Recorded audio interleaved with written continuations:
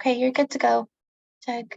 Okay, this is the February 3rd meeting of the City of San Diego Commission on Police Practices Ad Hoc Transition Planning Committee meeting. I have to leave today at 1 o'clock prompt, which means we need to end the quorum, so we'll try to get through as much as we can. Present today are myself, Doug Case, acting chair of the commission, and Commissioner Diana Dent, Kaylee Avendetti, who was our liaison to, was from Women's Occupy and is our liaison to San Diegans for Justice. We have our administrative aide, Robin Resendez, and David Niemeyer from CPS Recruitment. And we have Dwayne Bennett, who is our outside counsel. Given our limited time, I would like to just give a brief update on personnel issues, and then we can talk about the recruitment and appointment process. As of yesterday, Charmaine was not able to announce who the community engagement coordinator is, but we're very close. The background has been done by the city, and there's just a couple of additional administrative things to be accomplished, and but they're not accomplished yet, and so we can't make an announcement yet. We may be able to make an announcement by Tuesday. We are proceeding with the supervising investigator and deputy executive director searches, and if Dave wants to give a 1-minute update on those, that would be great. Sure. Supervising investigator, we've gotten a few resumes in. I'm going to be setting up a screening interview with a couple that came in, and then be reaching out to the committee doing the interview after that is done. In regards to the deputy director position, we have 52 applicants. Ads are out. We're starting to do our targeted outreach, so I expect that number will increase as we get closer to the deadline. So that's it. Okay.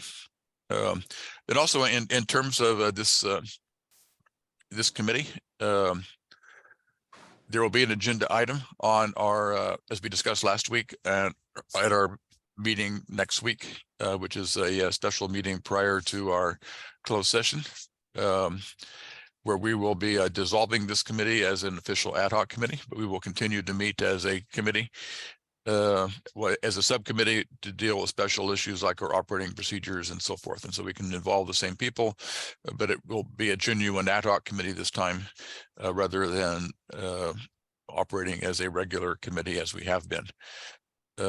And also next Friday, I will be out of town in Alabama at my niece's wedding, and so we won't schedule anything for next Friday.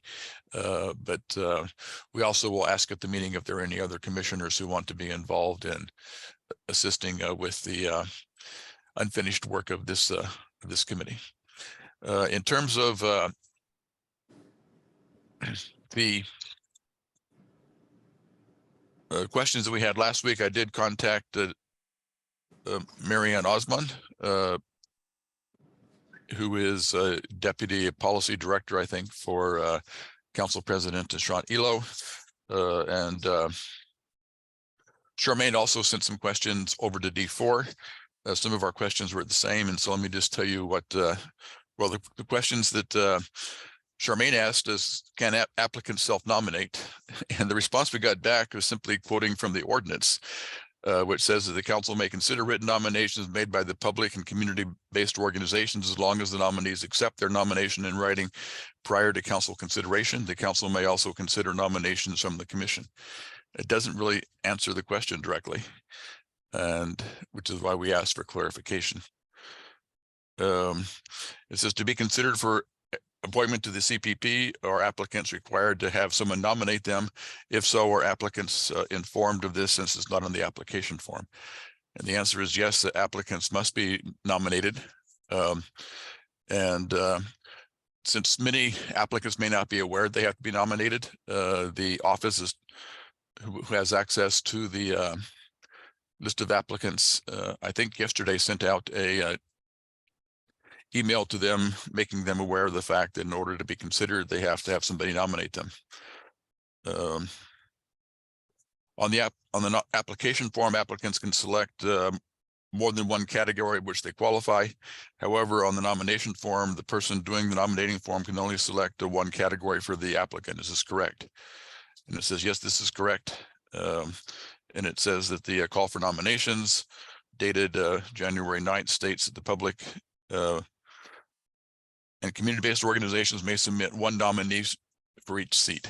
And so the answer is that if you want to be considered for, if a person qualifies for multiple seats, in order to be considered for multiple seats, they have to be nominated more than once, or nominated for each of the seats which they are interested in. Is there a tentative date for the council to make appointments? The answer is it has not been docketed yet.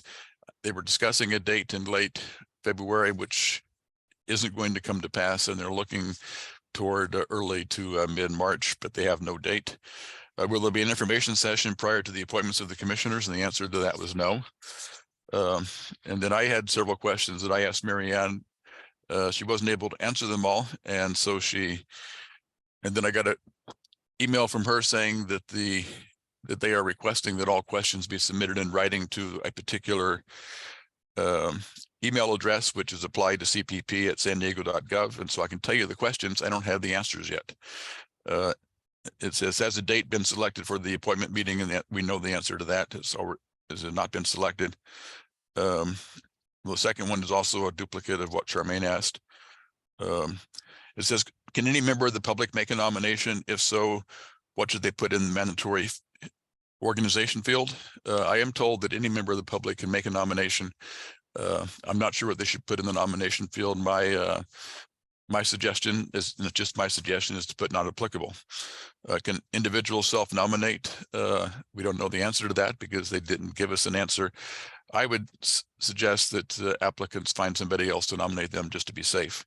The nomination deadline is February 15th, but there is a deadline for but is there a deadline for the applications to be submitted? The answer is no, but they need to get the applications submitted quickly so that the information in the applications can be in the packet that is sent to the council members. And so there isn't a firm deadline on nominations, but it probably will be shortly after February the 15th.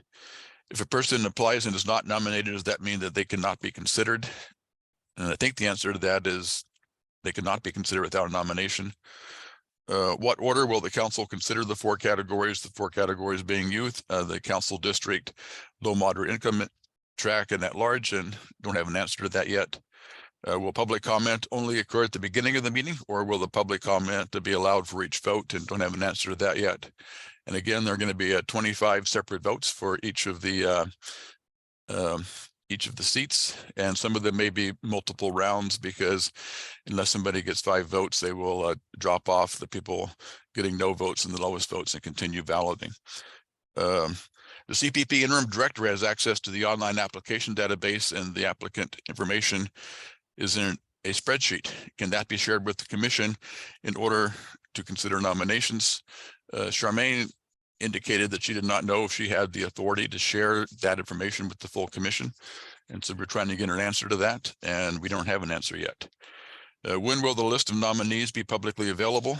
The commission may consider endorsing nominees in lieu of or in addition to making nominations. And so, as I suggested last week, a alternative for the commission to consider would be to, as part of the public comment process, to submit endorsements or support for candidates who have been nominated. And my question was, when will that list be available?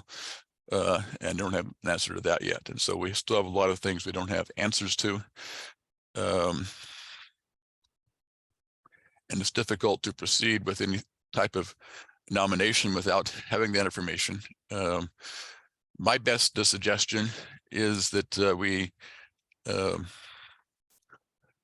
go with option B of determining whether or not the commission wants to support or endorse, whichever term you want to use, those people who have been nominated by February 15th, and that we at our February I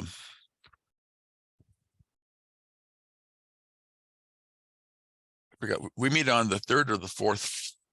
We meet on the 3rd Tuesday, right? 4th, Okay, for the open session. that's right. I have too many meetings in my mind. And so I have another meeting on the 21st. So it'll be the 28th. And so we could, at our meeting on the 28th, take action on those people that have been nominated. And I assume that list will be available, prior to that meeting.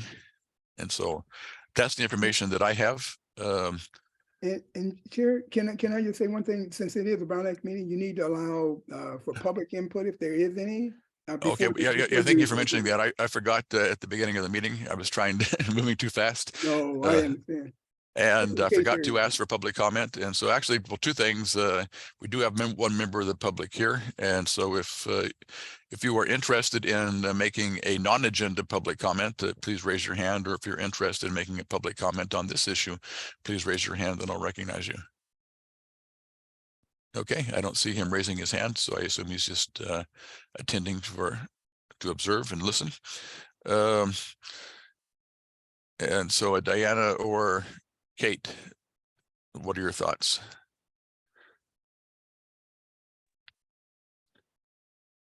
This is going to be terribly complex.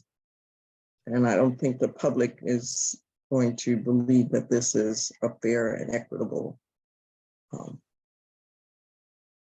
process. And so, yeah, keeping in mind just this, to put on the record, we had proposed a process somewhat similar to the way the former CRB was that the commission would gather the nominations, that we would put together a nominating committee approved by the commission, that we would hold an information session, and then we would interview each and every one of the nominees and make recommendations to the full council.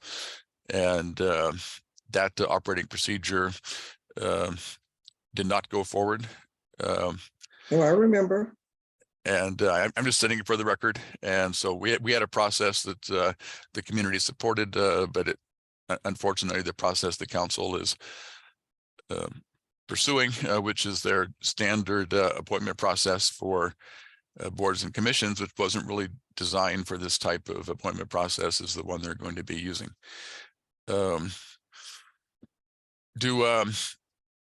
Would people support in lieu of doing nothing, that the commission make endorsements of those people who have been nominated? And if so, what process would you recommend that we use for doing that? Kate, go ahead. No, I can't hear you. You're unmuted, but I can't hear you. Can other people hear Kate? No, can't hear you. No, now you're muted again. No, That's weird because we heard her previously. I know.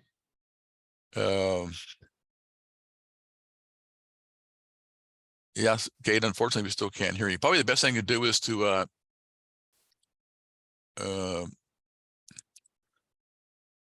log off and log back in, because sometimes when we have issues like that, that solves it.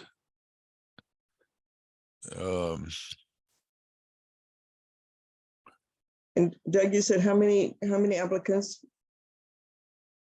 do we have already? Robin may know. Do you recall, Robin?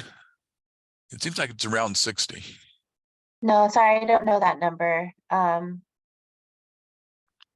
No, I don't know.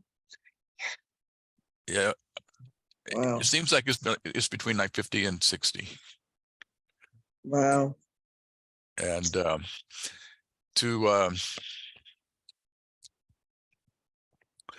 and we could also schedule a special meeting on the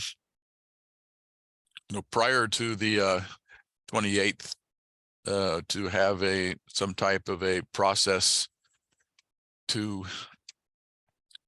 consider people so that we can make recommendations to the full commission.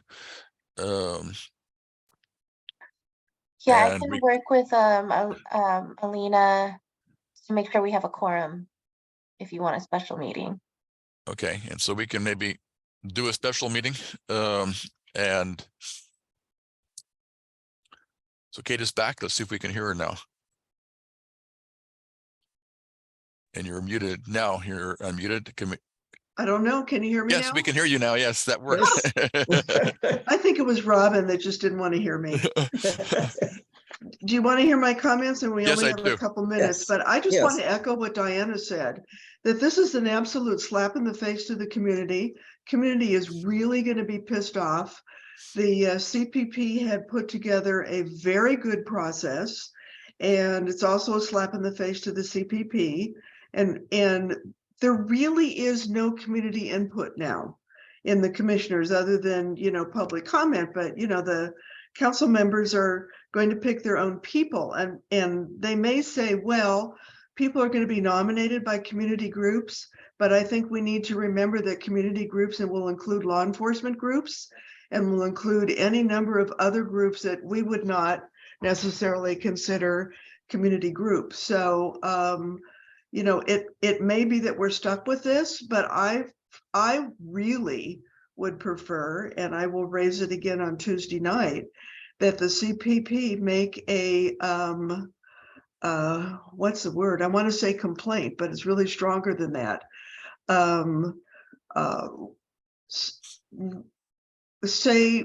Basically say that this is a violation. It may even be a violation, frankly, of the language of the ordinance, because the ordinance says that the CPP will have their own nomination process, and this is bypassing that. And it came out so late. How many people have made applications and now are going to be told, and maybe they will be told and maybe they won't, that they have to find a community group to nominate them, and they've got less than 2 weeks. Yeah, but And- the language, I didn't mean to interrupt, but any member of the public can nominate them. So Or any member of the public, but which raises the obvious question about why is an application a self-nomination? And it doesn't seem that they have an answer to that. Seems to me obvious that if you fill out an application that you're self-nominating, and why if I fill out an application do I have to get you, Doug, to then nominate me? And I mean, that's just never been the process for the CRB, and I don't think it's a process for probably the other commissions, housing or ethics, and we can find that out. But it at minimum, yes, I think the CPP should be able to look at all of the nominations and applications and hopefully go through your own screening process with the community panel and not just yourself. Because again, if there is no community input, there is going to be no public trust in this new commission. And people have been told to send in applications for months. And first they send in the generic application. That's what people were told to do. Now they said, oh no, you have to do the special one. And that's what people have done. And every time you're losing people because they don't know that the process has changed.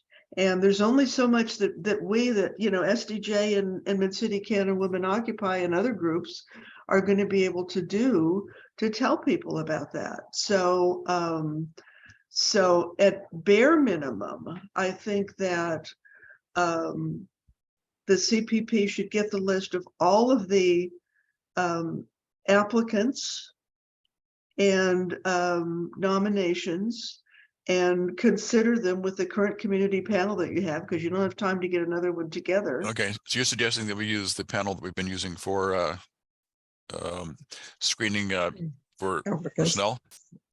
Yeah, because you don't have time to get another one together. Okay, so do we want to propose that we use our current community panel to do some type of a screening process? Yes. Okay. Robin, can you ask Charmaine, or tell Charmaine to put on the agenda for Tuesday? Then in addition to the motion in the open meeting, in addition to the motion to dissolve this committee, that we also have a discussion of a nomination, why don't you just put the selection and appointment process? A discussion of this, of the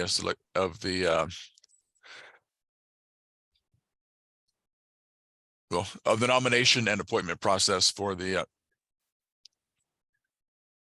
commission. You basically can take that agenda item from this committee and put it on the agenda for the special meeting on Tuesday. What time is the special meeting? Is it at 6?